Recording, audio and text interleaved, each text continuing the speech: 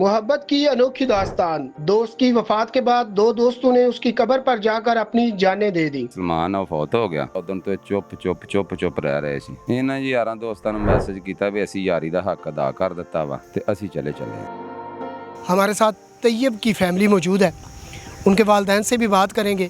ये इलाके में इंतहाई अफसोसनाक वाक़या हुआ है और ये तीन दोस्त थे।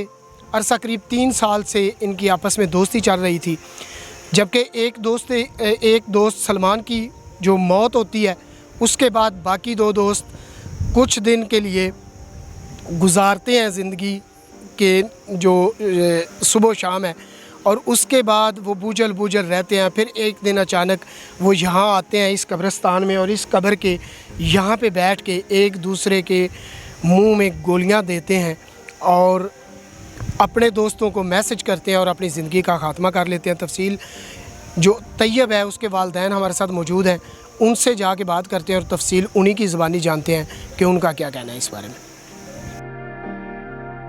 3 दोस्त सन की मामला बने। बेटा थोड़ा काम शम करदा सी? ਹਾਂਜੀ ਕੰਮ ਕਰਦਾ ਸੀ। किस जगह ते काम करदा? ਇਹ ਗੁਜਰਾਤ ਕੰਮ ਕਰਦਾ ਸੀ।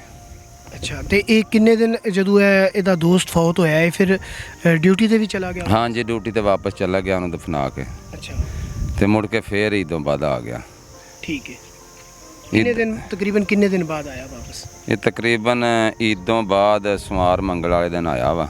ਸਮਾਰ ਵਾਲੇ ਦਿਨ, ਮੰਗਲ ਵਾਲੇ ਦਿਨ ਤੇ ਬੁੱਧ ਵਾਲੇ ਦਿਨ ਫਿਰਦਾ ਰਿਹਾ ਪਿੰਡ 'ਚ। ठीक है। ਜੁਮਰਾਤ ਵਾਲੇ ਦਿਨ ਰਾਤ ਨੂੰ ਇਹਨਾਂ ਕੰਮ ਕਰ ਲਿਆ ਵਾ ਤੇ ਸਾਨੂੰ ਪਤਾ ਲੱਗਾ ਵਾ ਤੇ ਅਸੀਂ ਆਏ ਆ ਕਬਰਸਤਾਨ 'ਚ ਚੁੱਕ ਕੇ ਖੜਿਆ ਵਾ। ਹਸਪਤਾਲ ਲੈ ਕੇ ਗਏ ਆ।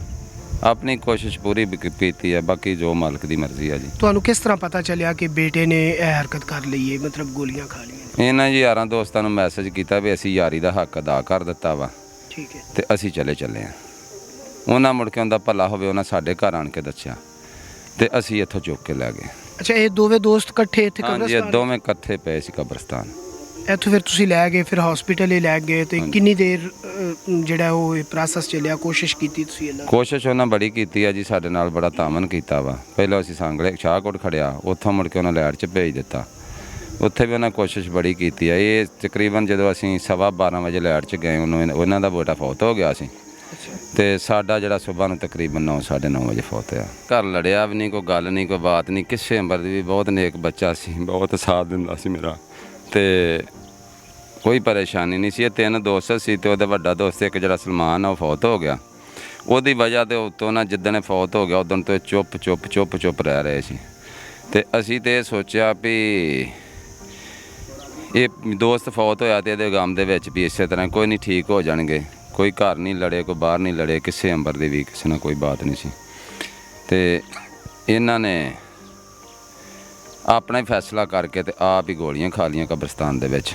ਕਦੀ ਤੁਹਾਡੇ ਨਾਲ ਕੋਈ ਲੜਾਈ ਝਗੜਾ ਕੋਈ ਨਹੀਂ, ਮੇਰੇ ਨਾਲ ਕਦੀ ਉਹਨੇ ਕੀਤੀ ਨਹੀਂ ਸੀ।